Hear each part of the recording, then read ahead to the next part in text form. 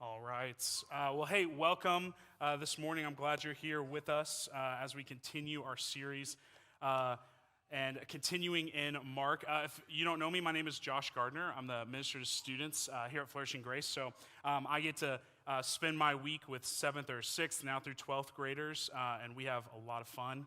But I'm always excited to spend some time with adults too. For those of you who are parents of teenagers, you know this, right? And so I'm excited to get into this with you this morning.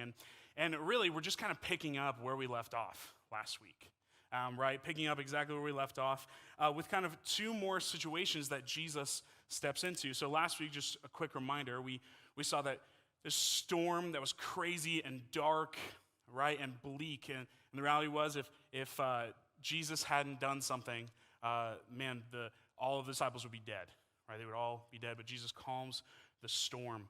And then not only that, but then we see a man who's filled with demons, legion of demons, and Jesus casts these demons out into these pigs, right? And we see this miraculous thing happen. And we continue in this with two more miraculous things that Jesus does.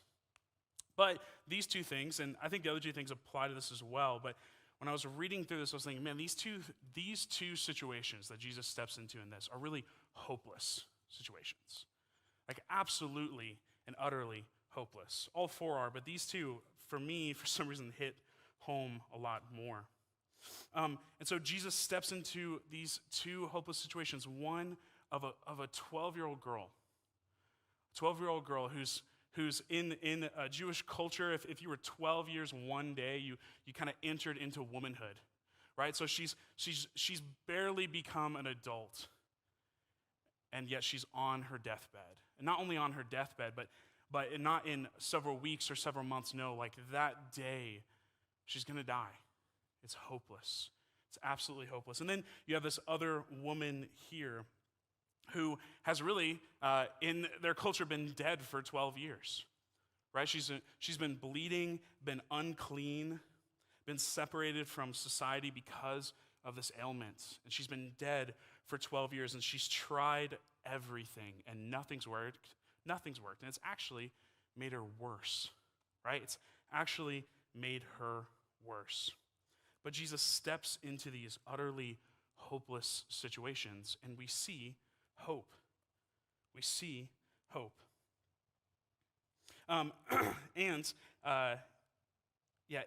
these accounts, we begin to see that Jesus actually has power over our hopeless situations. For some of you, if you say, man, I'm a follower of Jesus, you know this to be true about Jesus already, right? Because you and I are hopeless causes without Jesus. Right, we are in a hopeless situation, a state that Bible says that we are dead in our trespasses and sins, that we're enemies of God.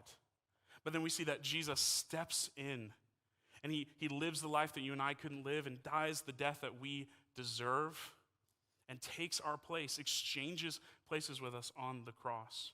And that for those of us who've believed in Jesus, that God puts Jesus' righteousness on us. And so, if you're a follower of Jesus in the room, you know about how Jesus has power over hopeless causes because you are a testimony of that. I am a testimony of that. We're hopeless until Jesus saves us. And he saves us by his grace and mercy alone. Just like the woman, nothing we could do, nowhere we could go can save us, but Jesus saves us alone. But then also we see in our lives, for some of you, you've experienced other hopeless situations, right? Some of you maybe haven't, but to be honest, if you're a human, you will, right? This is the problem of sin in our lives, that sin has wrecked our world so much that these hopeless situations just happen constantly in our lives, and we'll all experience them. And the hope of this story is that Jesus has all authority and all power over every situation, even the bleakest, darkest situations. Whether it's a loss of a job and no way to provide insight. Whether it's a diagnosis from a doctor about a family member or yourself that has a timeline on it, and there's no cure, there's nothing to do, nothing that we can do. Maybe it's a wayward child who you love deeply. you love deeply, you've cared for deeply, and yet for some reason, they keep continuing to do things that lead them down darker paths of destruction, and it feels hopeless. Maybe it's contention between you and your spouse where it just feels like, man, like we used to be in love and everything is just so broken and I don't know what to do. Maybe it's just sin in your life that's persisting, constantly crouching at the door, waiting for you, attacking you over and over again, and it feels as if there's no hope. It feels that there's no hope. But we can see from the story that Jesus has power over these things. But sometimes what we end up doing is for those of you in Christ, you cry out to God, or you ask God to do something in these situations. But just like in this story, things don't work out the way that we think they should. We cry out to him. Sometimes it seems like there's too much time of silence. Or we pray for something specific and it doesn't happen and we're confused at what's going on. Or maybe God seems distant, or maybe it seems as if he doesn't care about your situation. But that's not true. That's not true at all. And this passage reminds us of that. But it also reminds us of this, that God's ways are different than ours. That sometimes we have a solution in our head for our hopeless situation, and God has something better for us and better in his timing. God cares for us more than we care for ourselves. That's the reality that we see in Scripture, that God actually cares for us more than we care for ourselves. And so when we cry out to him, he's going to do things his way, knowing that it's better for us, when even in the moment, it feels as if that's not true at all. And so here's what I want to do. This morning, I want to point out 3 observations I see in the text to you, of how God's ways are different than ours, and how God's power works here in the story and also in our lives. And so, the first one that I see is that God's power is for God's timing. God's power is for God's timing. As we read the story, kind of going through the timeline, right, you may have thought to yourself, man, this is really weird. Like, why in the world, if this father, Jairus, who's crying out to God, he runs and falls at Jesus' feet and he says, my daughter is dying. Like, she's going to die today if you don't do something about it, and I know you can, right? And so they're rushing to get to her, right? The disciples are rushing. The crowds are gathering around Jesus, right? And you might have thought while you're reading this, I thought this, why in the world, Jesus, are you stopping? Like, why in the world? We, in our heads, put these 2 situations kind of in different categories. We're like, well, obviously one of them is more important than the other, in my eyes, right? There's a little girl who's about to die. This other woman has been experiencing this pain for 12 years. Could she not wait 30 minutes? Right? That's like, in our minds, we think, because if Jesus doesn't do something about this, she's dead, right? So why would you not wait? Why would you not wait? But Jesus takes this time here, and he stops when the woman reaches out and touches. Jesus says this in verse 31, and the disciples said to him, he says, who touched me, right? And then I love how the disciples kind of respond to Jesus saying, who touched me in this? And it's this, in verse 31, it says, his disciples said to him, you see the crowd passing around you, yet you say, who touched me, right? Like, is that not how we respond to God sometimes? Like, what a dumb question, Jesus. Like, there's a crowd around you. What are you talking about?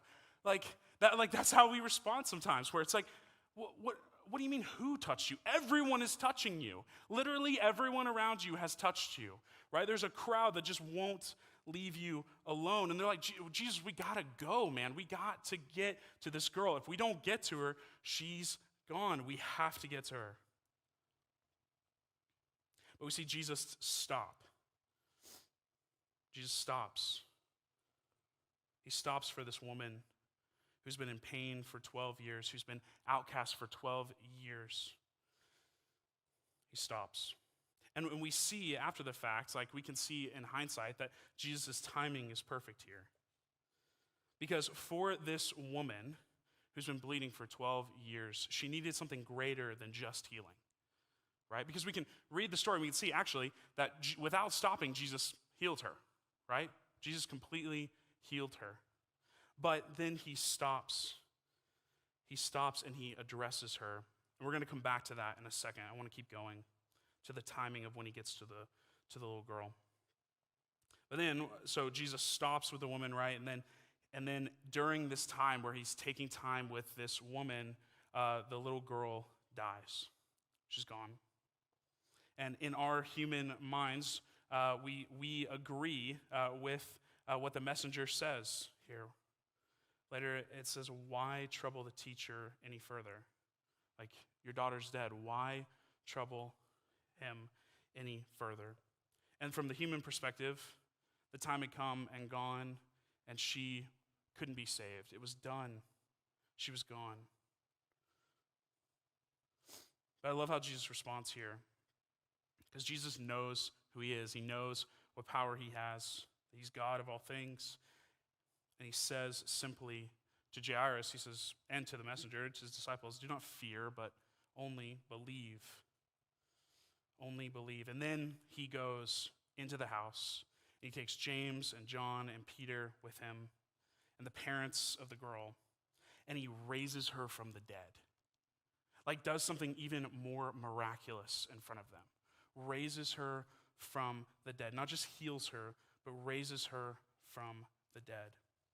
So the disciples and the messenger's timing was off, but Jesus, when we look back, Jesus wasn't late at all. He was right on time. He was right on time. And to be honest, as Christians, we can do this. Like, if you're a follower of Jesus, you can look back on your life and see that hindsight a lot of times really is 20/20, right? We say that kind of flippantly, but in reality, it's true. We can look back and we can see times in our lives where we've cried out to God and it seems as if he's over here doing something else, right? Confusing. God, why are you not here? Like, do you not see that I'm in need, right? But then we can look back and we can see, oh, man, maybe it took decades, maybe it took years, maybe it took months. We can see, oh, God, you were actually working in this. And I'm so thankful that you gave me this waiting period, this time where I was confused, because it actually humbled me, or it did different things to me in which there were things that I needed that I didn't even know that I needed. I think about the instance of even my wife Rachel and I moving here to Utah and being part of Flourishing Grace. There was about a 4 or 5 month period where I didn't know what the next step was for me as far as ministry or what we were going to do. If you don't know my background, I'm from Texas. I've lived in Texas my entire life. If you don't know that about me, we probably haven't talked, because I talk about Texas all the time. But we were in Texas at our partner church, Church of the Cross, and I was student ministry intern there. And there were months kind of in between me being the student ministry intern of me trying to figure out what God had next. Months and months of going to different churches, of seeing different things that God was doing, and asking over and over again, God, where do you have me? What is going on? I don't know what to do. I really don't. And it wasn't until, I can't give you the whole story because we don't have time, but it wasn't until God really brought me to my knees where I realized that I was going to fully submit my entire life to him, that he brought up this opportunity for us to come here and be a part of Flourishing Grace. And it's funny because in the moment I was frustrated with God. It's like, God, I don't understand. Like, I so badly want to disciple students. Would you just give me a place to do that? It seems like a good thing. Seems like a good cause. Why would you not give that to me? But I look back and I go, man, if that 5 month period hadn't happened, if God had brought up even coming here to Flourishing Grace at the beginning of that, my mind, my heart was not ready to leave everything in Texas. It wasn't ready. Like, I look back at that, and if that opportunity had come up here, I would have said no. But over that time, God was humbling me and showing me how much I needed him, and how good he was, and how he would provide everything that we needed. And in that time, that waiting period, he showed me that, and then the opportunity came at the right moment, at the right time. And so looking back, I can see that God was moving, that his timing was good. And that leads me to my next observation in this, that God's power is for God's purpose. Not only is God's power in his own timing for his own timing, but God's power is for God's purpose. In these stories, we can see actually a greater purpose than healing. Greater purpose than healing. Greater purpose than resurrection even. With the little girl, she's dead. She's dead. And how in the world, like sometimes we look at that and we go, how in the world could part of God's purpose be that this little girl would die? How is that possible? How could a good God think that? She just barely reached adulthood. She died. But we see that Jesus resurrects her from the dead, heals her, and is so tender towards her, right? Like gives her what she needs physically, something to eat as well in this time. Simply takes her by the hand, raises her up from the dead, and sits her up and gives her what she needs. And we actually see here really that God's purpose in raising her from the dead was almost for the people around her more than it was for her. Right? He brings James, John, Peter, and the parents with him in this. And then they all see him do something that was literally impossible. Right? We like to throw that word around, right, in our culture now, but it literally was impossible, right? And then they all sit there and they see him miraculously heal or miraculously resurrect this girl from the dead. And Jesus is doing this all the time in his ministry, reminding the people around him of who he actually is, that he is God, that he has authority over everything. And he's reminding them, or he's giving them a little foreshadow of what he's going to do when he resurrects himself from the dead and defeats our sin, defeats our death. And I have to think that later, and when Mark writes this down in Mark chapter 8, of Jesus talking to the disciples, and he asks them, who are the people saying that I am? Who are the people saying that I am? And he kind of says, they say a couple different things, right? He says, well, who do you say that I am? And who pipes up? Peter, right? Peter says, you're the Christ. Like, you're the Christ. You're the one who was promised from the Old Testament. You're the Messiah. You are the one of God who's come to rescue us, to save us. You are. And I can think in that Peter's thinking through all these situations that have happened. He's going, there's no way that anyone else could have done the things that you have done. There's no one that could have raised someone from the dead except for the Christ. You are the Christ. But then if we go back to the woman, we see that Jesus, again, in our purpose, and the greatest purpose we could see is that the woman just needed to be healed, right? Which is amazing, right? That would be amazing if the woman who's been in this pain for 12 years could be healed, be brought back into society, be made clean, right? That would be amazing. That'd be amazing. But Jesus, even in this, has a greater purpose than just her healing because he stops. He stops. If we look at verse 28, it says this, for she said, if I touch his garments, I'll be made well. And immediately the flow of blood dried up, and she felt in her body that she was healed of her disease. And Jesus, perceiving in him that power had gone out from him, immediately turned about in the crowd and said, who touched my garments? So we can see even before Jesus stops that she has been healed. And so we could say, man, Jesus is kind of doing things without it passively, like not even trying. He's just walking, boom, heal, boom, heal. Like, Jesus, why are you even stopping talking to anybody? Just walk around and like go like this, like, right? But Jesus has such a greater purpose than this, because we can see what Jesus does next. He stops because he knows the woman needs so much more than healing, so much more than physical healing. Yes, she needs to be healed. 12 years of bleeding, 12 years under physicians who just have made her worse and worse and worse. Most likely she spent all of her money trying to heal herself, and it did not work. It did not work. She was culturally unclean and outcast. And so Jesus stops, and again, I love the tender kindness of Jesus here. Because in verse 34, he tells her two things. He says this, he said to her, daughter, your faith has made you well. Go in peace and be healed of your disease. He brings up two things here. First of all, I love the fact that he calls her daughter. Like her identity up to this point had been unclean, outcast, dead to the world. But Jesus gets down to her and he gives her a new identity and says, no, my daughter, I love you. I care for you. Yes, I want to stop your pain. Yes, I want to stop your suffering.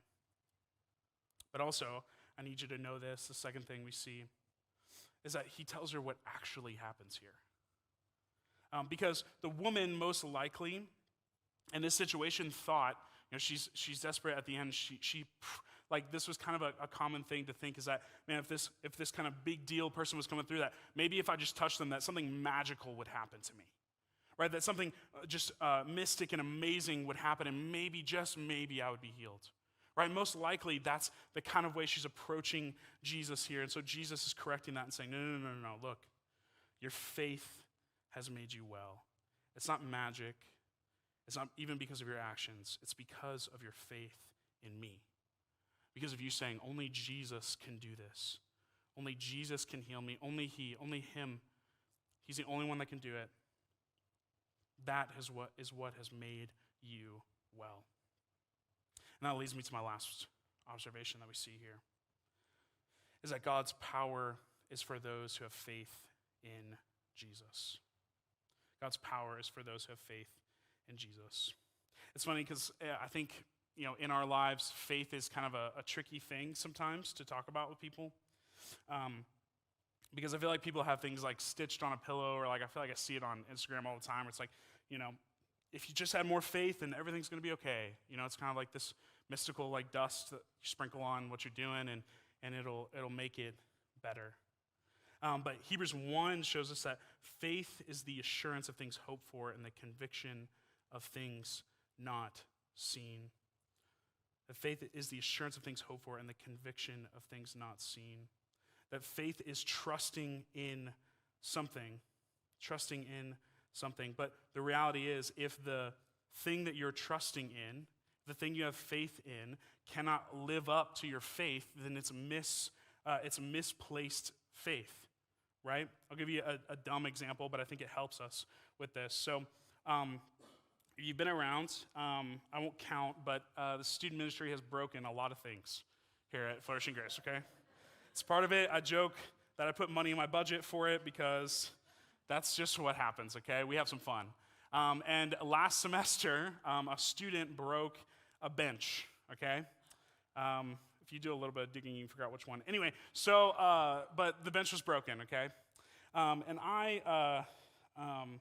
I'm a little bit of a woodworker, okay? So I've built a couple things, built a TV stand, built some shelves, built different things. I enjoy it. So I thought, you know what? I'm going to fix this thing. I'm going to fix it. It was wood with cloth top, okay?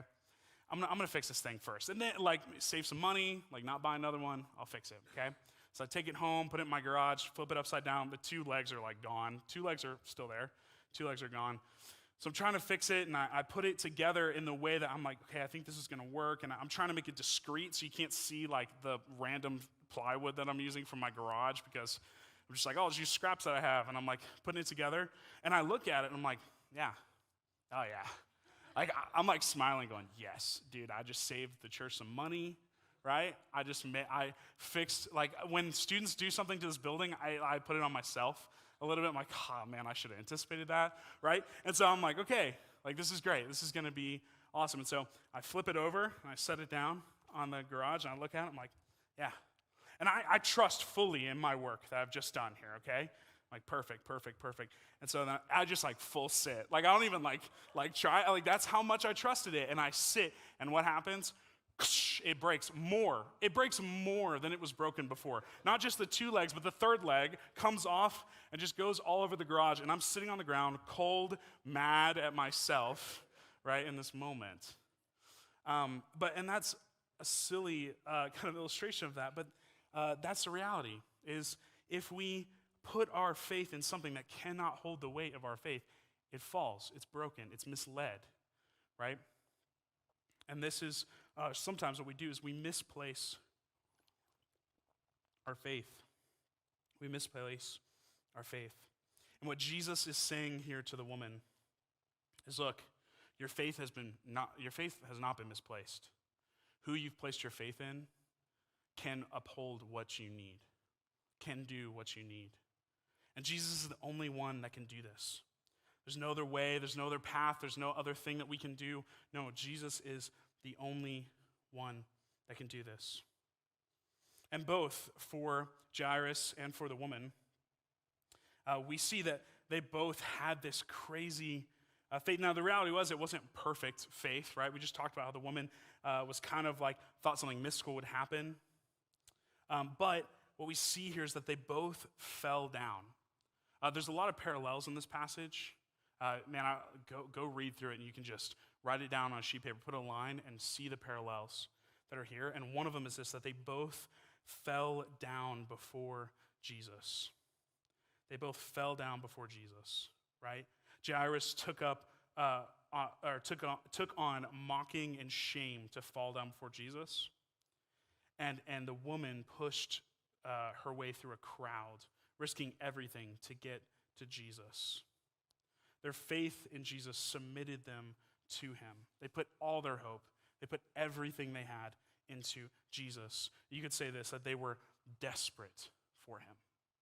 They were absolutely desperate for him. They both knew without a shadow of a doubt in the depths of their bones that Jesus was the only one that had the power in their hopeless situation. He was the only one. So my question for us as we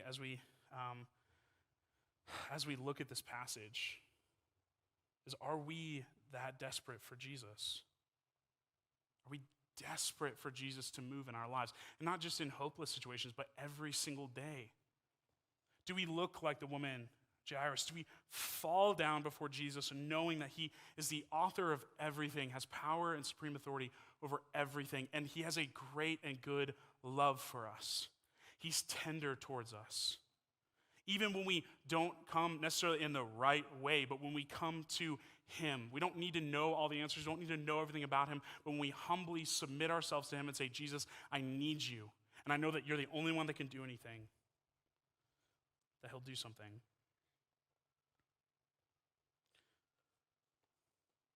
Do we have that sense of urgency that we need Jesus every day? Are we desperate for Jesus to move? Are we desperate for Jesus to transform our lives and to make us the people that, or to make us look like the people that he already says that we are by his blood? Right? He already calls us righteous. He already calls us his sons and daughters. Are we desperate for him to move, to make us more like what he already calls us? Do we depend on Jesus so much that we know that his timing and his purpose is greater than ours? So when we cry out to him, when we lay down before him, we say, Jesus, I need you, that we say that in such a way where we know that he listens, that he answers, that he's not distant. That's my hope for us. For those of you who are followers of Jesus, and that you would spend every day of your lives desperate for him. Yeah, I think about this with our students all the time. And I tell them this, that I believe that one of the reasons why God has kind of brought me into student ministry for this time is because there's so many things, but I can boil it down to this, that I wasn't desperate for Jesus to move in every single part of my life until I was in college. And I tell them, man, I want you to see who Jesus is so much that you would just surrender everything to him, knowing that he's good, knowing that he is right, knowing that his purposes are better than your own. His purpose for you, what he has for you, is better than anything you could dream up in the best dream that you could have. It's better for you. So that's my hope for us too. Are we desperate for Jesus? Knowing that he's already pulled us out of a hopeless situation by dying in our place, and that he wants to do more and more with our life as we draw nearer and nearer to him, and that he would do these things for our good and for his glory. That's my prayer for you. Let me pray for us to that end.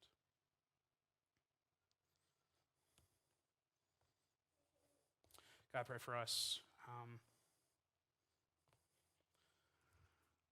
God, I do pray that God, you would reveal by your Spirit who Jesus is.